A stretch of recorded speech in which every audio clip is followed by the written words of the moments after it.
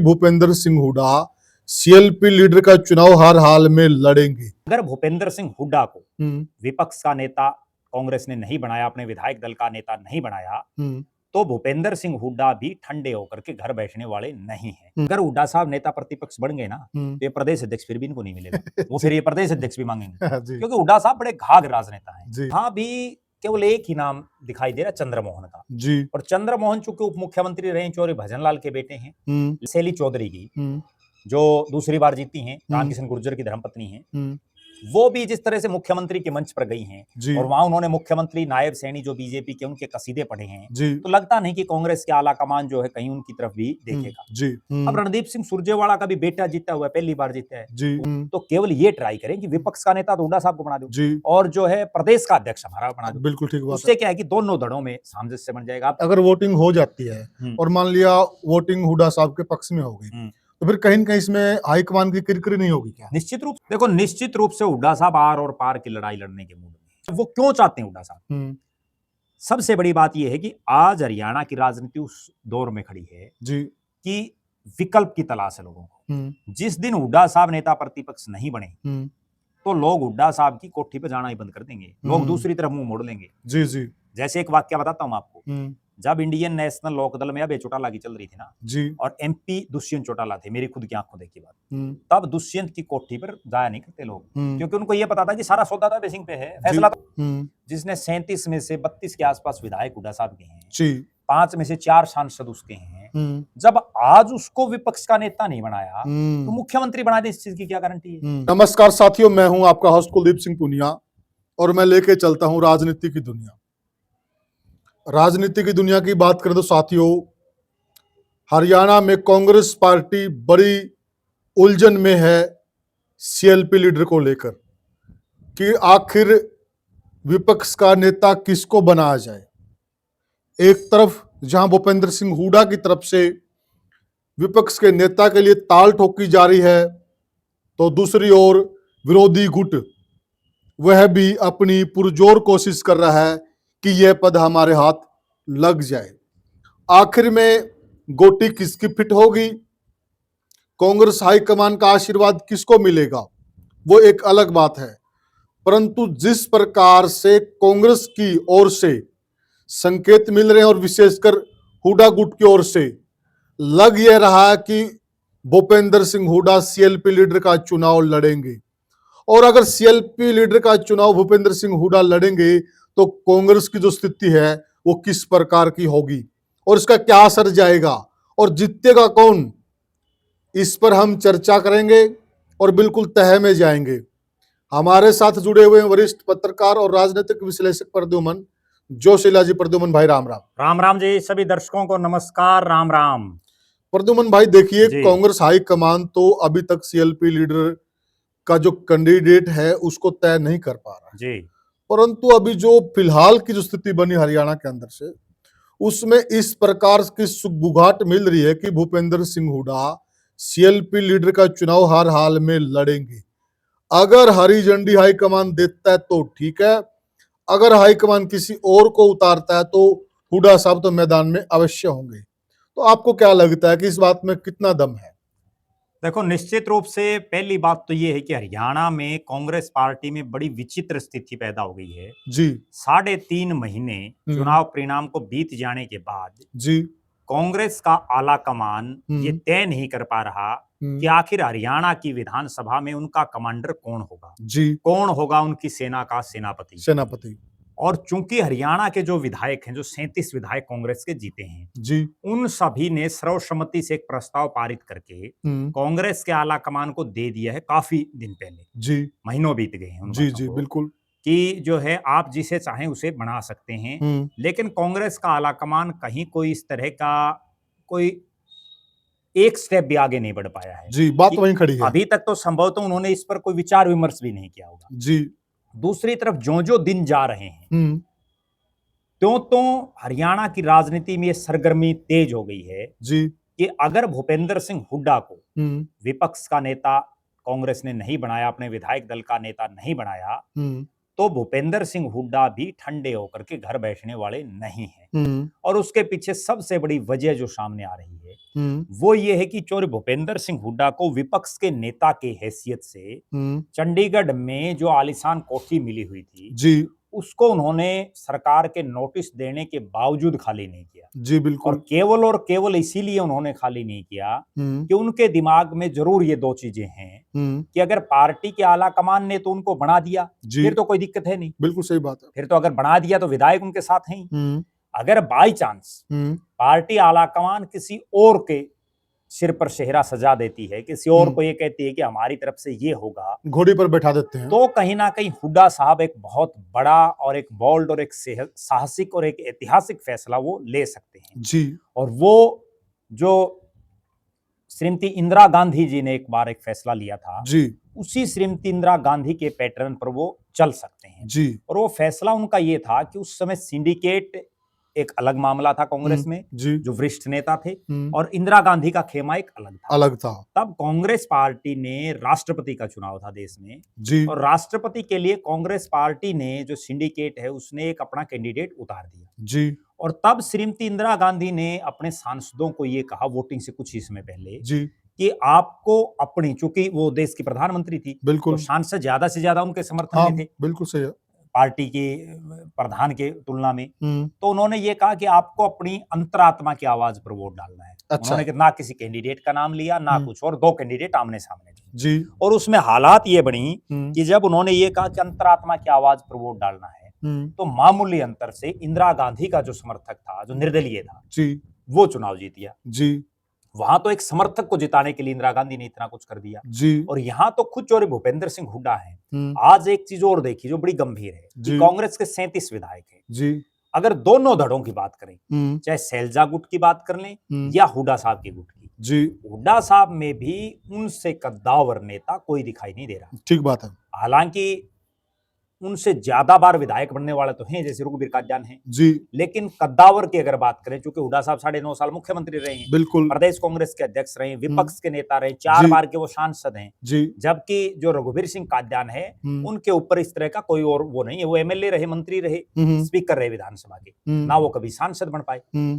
तो दूसरी तरफ जो बाकी जो हुड्डा साहब के हैं कैंडिडेट, उनमें लगभग नए लोग जीत करके आए हैं। जी, जी। तो उसमें चाहे हम नांगल चौधरी से, मंजू चौधरी से हम शुरू हो जाएं और हरियाणा के आखिरी छोर तक चले जाएं, तो ज्यादातर या तो पहली बार जीते हैं या ज्यादातर दूसरी बार जीते हैं। कोई इक्का दुक्का जो है सीनियर नेता जीते हुए हैं, लेकिन जो सीनियर जीते हुए हैं वो भी हुड्डा साहब के ही रहमो करम पर ज्यादा जीते हैं। जी, जी। और उन्हीं के साथ हैं। जी। दूसरी तरफ अगर सैलजा रणदीप गुट की बात करें तो वहां भी केवल एक ही नाम दिखाई दे रहा, चंद्रमोहन का। जी। और चंद्रमोहन चूंकि उप मुख्यमंत्री रहे, चौधरी भजनलाल के बेटे हैं, लेकिन वो भी 2005 से 9 का जब उनका जो टाइम पीरियड था उसमें जो एक फिजा का प्रकरण हुआ, उसके बाद राजनीतिक रूप से वो बिल्कुल हाशिए पर चले गए थे। जी, जी। तो कहीं को ये भी नहीं लग रहा कि चंद्रमोहन भी कोई बहुत ज्यादा वर्किंग इस पद के लिए करेंगे। जी। और जहां तक बात है शैली चौधरी की, जो दूसरी बार जीती हैं, रामकिशन गुर्जर की धर्मपत्नी हैं, वो भी जिस तरह से मुख्यमंत्री के मंच पर गई हैं और वहां उन्होंने मुख्यमंत्री नायब सैनी जो बीजेपी के उनके कसीदे पढ़े हैं,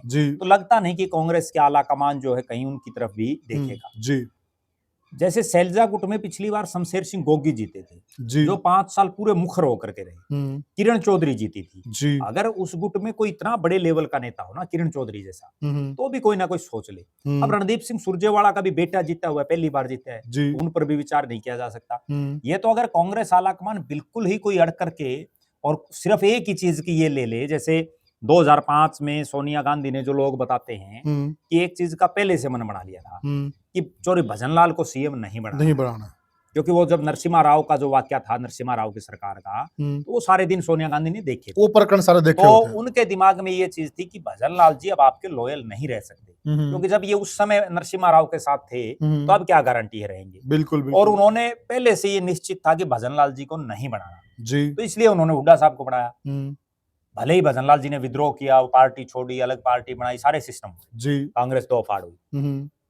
अब अगर राहुल गांधी में वैसे तो इतना दम लगता नहीं जितना सोनिया गांधी में, क्योंकि सोनिया गांधी तो बोल्ड और साहसिक फैसलों के लिए जानी जाती थी। सही कहा। अब अगर राहुल गांधी भी अपनी मां के जो है कदमों पर चले और उन्होंने भी ये ठान लिया कि हुड्डा को मैंने नहीं बनाना, अगर उन्होंने ठान लिया तो हुड्डा साहब भी कब नहीं है आज के दिन, जी क्योंकि बिल्कुल। भजन लाल जी और हुड्डा साहब में उस समय फर्क ये था हम्म, कि 2005 की जो विधानसभा आई थी ना, हम्म, उसमें आप ये देखो कितने सीनियर नेता जीते थे, हम्म, बहुत बड़े बड़े जीते थे, अकेले चौरी भजनलाल नहीं जीते थे। ठीक बात है। और अब की बार क्या है कि हुड्डा साहब को टक्कर देने वाला ही कोई नहीं है, कोई वरिष्ठ नहीं है। कोई वरिष्ठ बचा ही नहीं है। जो स- इक्का दुक्का जो वरिष्ठ सामने। बचे हुए हैं हम्म, वो या तो हुड्डा साहब के साथ हैं या वो हुड्डा साहब के, अब गीता बुक्कल है, हम्म, हुड्डा साहब की वजह से जीतती है, जी बिल्कुल। वरना तो वो कलायत से जीती थी। हम्म, उसके बाद झज्जर में तो उनका कोई सिस्टम था ही और नहीं। रघुवीर कादन के लिए भी कह रघुवीर सकते हैं। कादयान है, ठीक है, और कोई ऐसा सीनियर नेता जीता ही नहीं है। हम्म, जैसे भारत भूषण बत्रा जीते हैं, हम्म, या जो है आपके मेवात में मोहम्मद इलियास जीते हैं, लेकिन बिल्कुल। वो कोई जो है बहुत बड़ा सिस्टम नहीं है। जी बिल्कुल। और जो बड़े नेता थे, जो हुड्डा साहब के एंटी जो धड़ा है, हम्म, उसमें कोई खास आदमी जीत ही नहीं रहा, बिल्कुल। ठीक है ना। अच्छा, बल्कि यहाँ तक भी हो रहा है कि जैसे बलवान दौलतपुरिया फतेहाबाद से जीते, जी वो भले ही सैलजा गुट के माने जाते हैं, लेकिन अब वो हुड्डा साहब की भी हाजिरी मार रहे हैं, बिल्कुल। शिषपाल केरवाला भी हाजिरी मार रहे हैं, जी तो कहीं ना कहीं गोकुल शेतिया भी मार रहे हैं। जी। जो कांग्रेस के खुद जो गढ़ है सैलजा का, हम्म, सैलजा तो बिना काम की जिद्दी कर रही है। हम्म, अगर इसमें कहीं कोई वो अड़चन आ रही है ना, तो उनके पास तो कोई ऐसा आदमी है ही नहीं। वो खुद होती फिर भी एक अलग बात खुद होती। होती तो एक अलग बात थी। अलग बात देखो, होती। अगर खुद होती, उनको तो बल्कि ट्राई इस चीज पर करनी चाहिए कि भाई प्रदेश का अध्यक्ष बना दो हमारा। बिल्कुल। जो ये दूसरा धड़ा है, इसको तो अगर कहीं कोई ट्राई करनी है तो केवल ये ट्राई करें कि विपक्ष का नेता तो हुड्डा साहब को बना दो, जी और जो है प्रदेश का अध्यक्ष हमारा बना दो। बिल्कुल ठीक बात उससे क्या है कि दोनों धड़ों में सामंजस्य बन जाएगा। आप तो दोनों चीजें हुड्डा साहब ले रहे। है। और जी। मैं एक और बड़ी कड़वी बात बताऊं, आज जो ये सैलजा गुट सिर्फ नेता प्रतिपक्ष के चक्कर में है, जी प्रदेश अध्यक्ष की तो कहीं को बात ही नहीं चल रही। बिल्कुल। अगर हुड्डा साहब नेता प्रतिपक्ष बन गए ना, तो ये प्रदेश अध्यक्ष फिर भी इनको नहीं मिलेगा। वो फिर ये प्रदेश अध्यक्ष भी मांगेंगे, जी क्योंकि हुड्डा साहब बड़े घाघ राजनेता हैं। जी और जो है देखो, मास लीडर भी है, इसमें कोई शक नहीं है। बिल्कुल। उनका एक बड़े एरिया में खुद का प्रभाव है, भले ही चुनाव हार गए हों, जी। लेकिन अब वो अगर उन्होंने वोटिंग करवा ली तो निश्चित रूप से एक तरफा जीतेंगे, कांग्रेस का तो कुछ बचना ही नहीं है। और पार्टी संविधान के हिसाब से भी कोई अड़चन नहीं होगी नहीं नहीं, अड़चन उसमें तो अगर मान लो दो बातें हैं। वैसे तो क्या है कि पार्टी आला कमान का तो कोई रोड़ा ही नहीं होता, विधायक ही अपना नेता चुनते हैं। असली प्रक्रिया तो ये है। अब नायब सिंह सैनी को नेता चुना, भले ही अमित शाह और डॉक्टर मोहन यादव आए हों, लेकिन चुना तो विधायकों ने। अनिल विज और कृष्ण बेदी ने जो है उनका नाम प्रस्तावित किया। जी। अब मान लो कांग्रेस आला कमान किसी का नाम दे दियो, वहां जब विधायक बैठेंगे और वो उनमें दो विधायकों को प्रस्ताव देना है, एक को प्रस्ताव देना, दूसरे को अनुमोदन करना है, और दो विधायक हुड्डा साहब का नाम ले देंगे, बाकी अपने वोटिंग करवाने करवा लो भाई।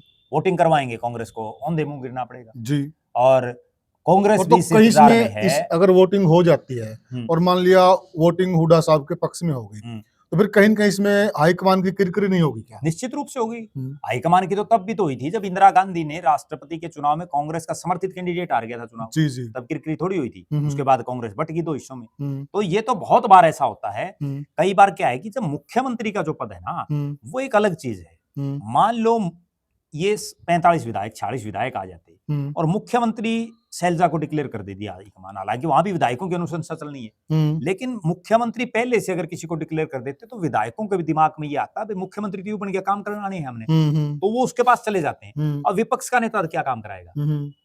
यूं तो है नहीं भाई वो जो है सारा हरियाणा का मालिक बन गया, वो तो विपक्ष का नेता है। विपक्ष की भूमिका तो उस विपक्ष की भूमिका में जो विधायक हैं, अब ऐसे ऐसे विधायक जितने हुड्डा साहब के दम पे हैं। जी ठीक बात है। ठीक है ना। और मान लो 37 हैं, 37 में से 10 पर पलटी मार गई, तो भी हुड्डा साहब ही बनेंगे। अच्छा, इस बात में कितना दम है या यह कितनी आपको वाजिब लगती है कि हुड्डा साहब यह है कदम उठाएंगे? देखो, निश्चित रूप से हुड्डा साहब आर और पार की लड़ाई लड़ने के मूड में। अच्छा। अगर वो ये कदम ना उठाते और उनको कहीं भी ये लगता कि मुझे नहीं बनना विपक्ष का नेता या मेरे आदमी को नहीं बनना, तो अब से पहले वो कोठी खाली कर देते। जो उनको 2 लाख का रेंटल का वो नोटिस आया है, वो क्यों भुगतते? वो केवल कोठी इसीलिए खाली नहीं करे, और जब वो बन जाएंगे ना, मान लो बन गए, उसके बाद जो है वो विधानसभा के स्पीकर से सरकार से एक रिक्वेस्ट भी रख देंगे, हमारी पार्टी ने इस तरह से ये परिस्थितियां थी और ये माफ किया जाए। नहीं भी माफ होगा तो क्या फर्क पड़े 2 लाख में? जी जी बिल्कुल, ठीक है ना, कोई आम आदमी थोड़े हैं। हाँ बिल्कुल सही बात है, कोई बड़ी चीज नहीं उनके लिए। तो कहीं ना कहीं उनके लिए तो प्रेस्टीज इशू। अच्छा, वो क्यों चाहते हैं हुड्डा साहब? सबसे बड़ी बात यह है कि आज हरियाणा की राजनीति उस दौर में खड़ी है जी कि विकल्प की तलाश है लोगों को। जिस दिन हुड्डा साहब नेता प्रतिपक्ष नहीं बने तो लोग हुड्डा साहब की कोठी पे जाना ही बंद कर देंगे, लोग दूसरी तरफ मुंह मोड़ लेंगे। जी जी। जैसे एक वाक्य बताता हूं आपको, जब इंडियन नेशनल लोकदल में अभय चौटाला की चल रही थी ना, जी और एमपी दुष्यंत चौटाला थे, मेरी खुद की आंखों देखी बात, हम्म तब दुष्यंत की कोठी पर जाया नहीं करते लोग, हम्म क्योंकि उनको ये पता था कि सारा सौदा तो अभय सिंह पे है, फैसला तो अभय सिंह ने लेना है, टिकट जी। अभय सिंह देगा। हम्म वो तो उसके बाद वो जब बिखराव हुआ, और वो बिखराव होने के बाद एकदम से जो बूस्ट मिली दुष्यंत को, उसके बाद लोग अभय का दूर जाना छोड़ दिया उन्होंने दुष्यंत के बाद। दुष्यंत के लोग पास तो वो बात है कि चलती का नाम गाड़ी है, ठीक जो बात। जिसकी हवा उसको नमस्ते करेंगे, जिसकी गाड़ी चल रही उसी में चढ़ेंगे। बिल्कुल उसी में चढ़ेंगे। अब अगर हुड्डा साहब, अब मान लो हुड्डा साहब को विपक्ष का नेता नहीं बनाया और उन्होंने ये चुनाव भी नहीं लड़ा, उन्होंने जो सरेंडर कर दिया हाईकमान के सामने जी और सरेंडर करने के बाद हालात ये बनेगी कि लोगों के, हरियाणा की जनता राजनीतिक रूप से बड़ी जो है समझदार है जी। वो एकदम ये सोचेंगे कि जिस आदमी को, जिसने 37 में से 32 के आसपास विधायक हुड्डा साहब के हैं जी, 5 में से 4 सांसद उसके हैं, जब आज उसको विपक्ष का नेता नहीं बनाया तो मुख्यमंत्री बना दे, इस चीज की क्या गारंटी है? फिर तो चैप्टर क्लोज हो जाएगा हुड्डा साहब का। जी जी। अगले दिन दीपेंद्र हुड्डा की कोठी पे कोई जाएगा नहीं। असली कहानी तो जो है ना वो ये है। इसमें देखिए हुड्डा साहब तो 2 कार्यकाल मुख्यमंत्री रह चुके हैं जी, सबसे बड़ा जो डेंट पड़ेगा वो दीपेंद्र हुड्डा बिल्कुल पड़ेगा और भविष्य की उनकी राजनीति शून्य हो जाएगी। शून्य और हो अगली बार ये हालात हो जाएंगे कि रोहतक पार्लियामेंट से और किलोई से जीतने के लिए जो है उनको समस्या हो जाएगी। तो इसका मतलब यह जो लड़ाई है वो अपने बेटे के लिए लड़ रहे हैं, अपनी राजनीतिक विरासत को जिंदा रखने के लिए लड़ रहे हैं वो। अच्छा। बेटे तक सीमित नहीं है ये मामला। ये आप ये चीज देखो, पहले चौरे मातूराम ने लड़ा, फिर रणबीर हुड्डा ने लड़ा, रणबीर हुड्डा के बाद उनके जो है बेटे प्रताप सिंह ने लड़ा पहला चुनाव, उसके बाद उन्होंने छोड़ दी राजनीति, भूपेंद्र सिंह हुड्डा ने लड़ा, दीपेंद्र हुड्डा ने लड़ा, आगे दीपेंद्र हुड्डा लड़का लड़ेगा। ये तो राजनीति में एक तरह से कह सकते हैं कि विरासत हो गया मामला। और इन्हीं का नहीं, हरियाणा में इस तरह के 50 राजनीतिक परिवार हो रहे हैं, कोई एक हल्के तक सीमित है, कोई जो है। अब एक विधानसभा क्षेत्र हरियाणा में ऐसा है जहां पिछले 19 साल में, बड़ी गजब की बात है कि 19 साल में 3 पीढ़ियां एमएलए बन गई कांग्रेस की टिकट पर। जी, कितनी बड़ी बात है, बहुत बड़ी बात है। ठीक है, और वहां किसी नंबर ही नहीं आने दे रहा, और उन तीनों पीढ़ियां का वो हल्का ही नहीं है। जी जी, धक्कर कब्जा कर रखे है, हल्का तो उनका और है। तो कहीं ना कहीं जिनका हक इसी तरह तो मारा जा रहा है। कोई भी अब नैना चौटाला जाकर के बारडा में जाकर के खड़ी होगी तो बारडा वालों का क्या दोष है, जो बारडा से जो जेजेपी के लिए दिन रात लग रहे। सही बात है, इतने लंबे समय से वो मेहनत कर रहे हैं, ठीक है ना। तो राजनीतिक आदमी केवल ये सोचता है कि मैं जीतना चाहिए, मेरा परिवार जीतना चाहिए, उसने कोई मतलब नहीं है। जी सही बात। अब हुड्डा साहब अगर बड़प्पन दिखाएं और बड़प्पन दिखा करके ये कहें कि किसी और एमएलए का नाम ले दे, ले मैं फलाने को दे रहा हूँ, ठीक है बना दो इसको, राला कमान भी क्या पता बना दे। लेकिन अगर जिस दिन वो बना दिया कोई और, उस दिन हुड्डा परिवार की तो राजनीति खत्म हो। सही बात है, पूछा कौन है? बात ये है, यानी कि अगर हुड्डा साहब को राजनीतिक तौर पर जिंदा रहना है तो सीएलपी लीडर का चुनाव हर हाल में। देखो दर्शक भी जो हुड्डा साहब के साथ जुड़े हुए हैं वो एक चीज जरूर बताएं, 2014 में चौरे भूपेंद्र सिंह हुड्डा विपक्ष के नेता नहीं बन पाए क्योंकि इनेलो की उनसे ज्यादा सीटें थी जी। और उनको कांग्रेस विधायक दल का नेता भी नहीं बनाया जी। वो केवल एक विधायक रहे, किरण चौधरी सीएलपी की लीडर जी। उस समय कितने लोग हुड्डा साहब की कोठी पर जा रहे थे जी जी, कितने जाया करते, कोठी भी वही थी, बिल्कुल वही दीपेंद्र हुड्डा सांसद थे। अब ये जो पिछली बार जब उनको विपक्ष का नेता बना 1924 में, तब हुड्डा साहब चुनाव, दीपेंद्र हुड्डा हार गए थे एमपी का जी। कितना इंपॉर्टेंट पद है ये, वो हार गए थे एमपी का चुनाव जी। उसके बावजूद हुड्डा साहब की कोठी पर हजारों लोग जाया करते, क्यों? क्योंकि वो विपक्ष के नेता है। बिल्कुल, विपक्ष का नेता तो मुख्यमंत्री पद, देखो दो चीजें हैं, या तो प्रदेश में मुख्यमंत्री एक बनता है जी, या प्रदेश में विपक्ष का नेता एक बनता है जी। वरना तो मंत्री गणे बने हैं, एमएलए गणे बने हैं, बिल्कुल एमपी गणे बने हैं, बनते हैं ना सारे, बिल्कुल ठीक है। जिला परिषद के चेयरमैन गणे बनते हैं, सरपंच गणे बनते हैं हर गांव में जी, ठीक है। ब्लॉक समिति, मतलब ये सारे पद पता नहीं कितने बनते हैं, बिल्कुल सही बात। या तो विपक्ष का नेता एक बनता है और या फिर मुख्यमंत्री एक बनता है, वो दोनों पद बनते, एक पद मिलने लग गया वो क्यों छोड़ेंगे? सही बात है। उनकी कोशिश तो ये रहेगी कि हर हालात और हर परिस्थिति में, और कहीं कहीं बल्कि मैं तो यहां तक भी कहूंगा कि जब 2014 में किरण चौधरी को बनाया ना कांग्रेस विधायक दल का नेता, तब भी हुड्डा साहब ने इसलिए जोर नहीं लगाया, वरना वो तो अकेली विधायक थी, 15 एमएलए जीते थे कांग्रेस के, उस गुट में तो अकेली थी वो, शैलजा रणदीप सब में एक थी, और बाकी 14 हुड्डा साहब के साथ थे। चाहते तो हुड्डा साहब तब भी बन सकते थे, लेकिन तब वो कांग्रेस विधायक दल के नेता बनते, विपक्ष के नेता थोड़ी बनते, और कांग्रेस विधायक दल के नेता के तौर पर कोई सुख सुविधा कुछ नहीं मिलना। असली रोड़ा तो सिर्फ ये है कि विपक्ष का नेता कैबिनेट मंत्री के बराबर है, उसका सारा सिस्टम, प्रोटोकॉल, बिल्कुल जी। तो वो उस लिए और हर हालात और हर परिस्थिति तक हो जाएंगे। आप एक चीज बताओ, पिछले 3.5 महीने में, और दर्शक भी बताएंगे जी, आज तक हुड्डा साहब ने एक बयान भी ये दिया है कि मैं विपक्ष का नेता नहीं बनना चाहता, और जो हाईकमान फैसला करेगा वो मंजूर होगा? नहीं दिया ना, नहीं दिया। दूसरी तरफ उनके जो खासम खास निजी आदमी, अब जयप्रकाश जेपी है, बार बार ये कह रहे हैं कि भाई हुड्डा साहब से मजबूत कोई है ही नहीं, वही बनेगा विपक्ष का नेता। बिल्कुल बिल्कुल कितनी बार कह लिया, मतलब रोड़ा ही नहीं इस बात का, कितनी बार उसने कह लिया भाई और कोई है ही नहीं, रोड़ा ही नहीं है, वो तो ऑन कैमरा बोल रहे हैं और बहुत लोग बोल रहे हैं, बहुत एमएलए बोल रहे हैं। बिल्कुल सही बात कई है। एमएलए से मेरी बात हुई है, वो तो यहाँ तक कह रहे हैं जी कि हुड्डा साहब ही है और कोई है ही नहीं। बिल्कुल। और सच्चाई भी यही है कि हुड्डा साहब के अलावा ये जो 37 एमएलए बने हुए ना, इन 37 में से बाकी जो 36 बन रहे हैं, हुड्डा साहब के अलावा बाकी 36 का तो अपने हल्के में भी अपने दम पर जीतने का ब्योंत नहीं है। बिल्कुल सही बात है, ठीक है ना। आज चुनाव करा दो अगर जीत जाए तो, ये तो इसलिए जीत गए कि एक आंधी थी, हाँ। कांग्रेस की है सरकार आ रही है, सरकार आ रही है, सरकार आ रही है। पूरे हरियाणा में अगर वर्कर हैं, टीम है, तो जो कुछ भी है वो हुड्डा साहब का ही है, बिल्कुल उन्हीं के दम पे है, वरना तो ये निर्दलीय लड़के दिखाओ। बिल्कुल सही बात है, तो पता चल जाएगा। आज इस्तीफा दे के देख लो जी, ठीक है ना, क्यों नहीं दे रहे, सिर्फ यही तो कारण है जी। तो साथियों, चर्चा का जो मेन बिंदु यही था कि हुड्डा साहब सीएलपी लीडर का चुनाव लड़ेंगे क्या, और जो बात का निचोड़ निकल के आया वो यही आया कि आखिर चुनाव नहीं लड़ा तो हुड्डा साहब को बहुत बड़ा डेंट पड़ने वाला है, और हुड्डा साहब उन पॉलिटिशियनों में हैं, वो बहुत दूर से स्थिति को भांप लेते हैं और भविष्य की राजनीति के बड़े माहिर खिलाड़ी हैं। अगर उनको विरासत को जिंदा रखना है और आने वाली जो उनकी पीढ़ी है उनके लिए रास्ता बिल्कुल अख्तियार करना है, तो उन्हें हर हाल में सीएलपी लीडर का पद चाहिए, और ऐसे वो छोड़ने वाले भी नहीं हैं। आप क्या मानते हैं, क्या हुड्डा साहब को हाईकमान की नाराजगी मोल लेकर भी सीएलपी लीडर का चुनाव लड़ना चाहिए? आप क्या कहते हैं? आपके कमेंट्स हमारे लिए बड़े बहुमूल्य हैं, और वीडियो को ज्यादा ज्यादा शेयर कीजिए और चैनल को सब्सक्राइब कीजिए साथियों। फिर मिलेंगे किसी और वीडियो में किसी और मुद्दे पे, तब तक के लिए राम राम।